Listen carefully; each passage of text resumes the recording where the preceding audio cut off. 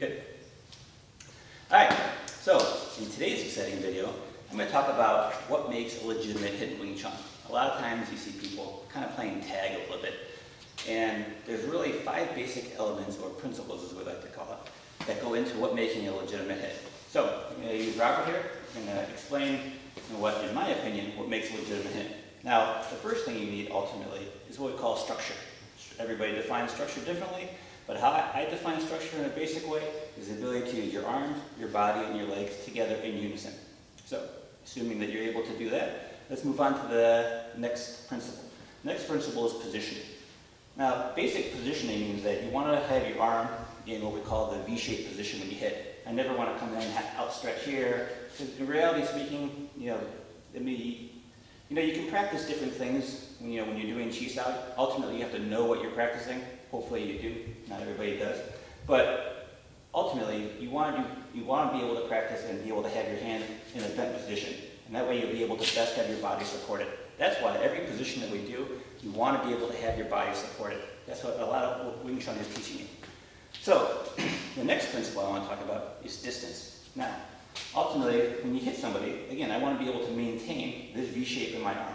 So when I come in here, again, like I was saying before, I don't want to outstretch here, because in reality, there's very little to no power in my arm at this position. And also, I have very little to no body support behind it. So if I come in and just do a simple punch, I want to be able to come in and be able to apply what we call Tanzao range distance. So, the next principle I want to talk about is timing. Timing can be a very deep subject to talk about.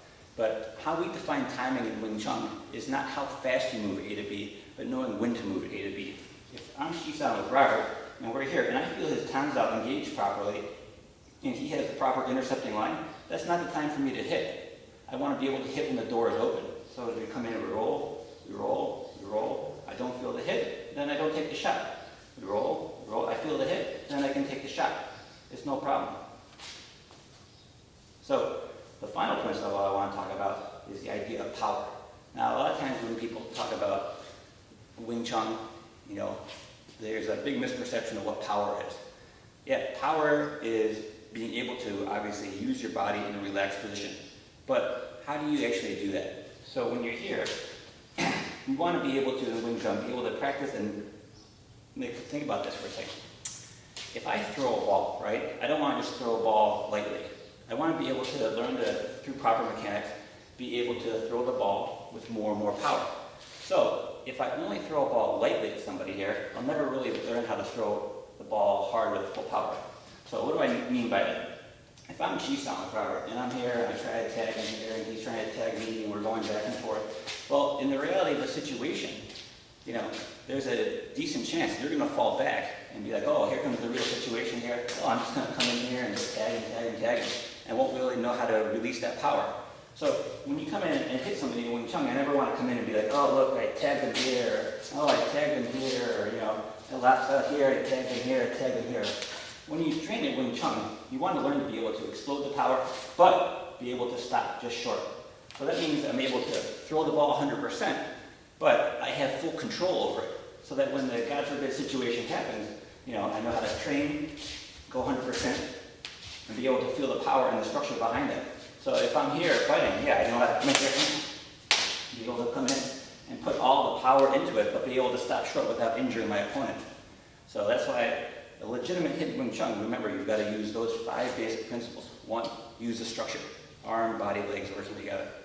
2, proper positioning. Positioning, again, all these principles can go very deep. But just think proper positioning for right now, basically, how to hold the arms. Hold the arms, maintain the triangle, maintain the V shape. Number 3, proper distance. I don't want to come out here and tag the person out here, do anything like that. I see a lot of sport application being done. I want to be able to maintain my distance. 3 basic ranges: Tanzao range, Chun Q range, UG range, body range. Good. And then timing. Remember, timing is basically knowing when to move, not how fast to move. The door is closed, he's got his hands up, and I'm trying to go like this, I'm just running into his hands. That's not the time to move. Finally, power. Remember, always control the power. That's what you're learning to do. Everything we do in Wing Chun ultimately is learn to control what we do.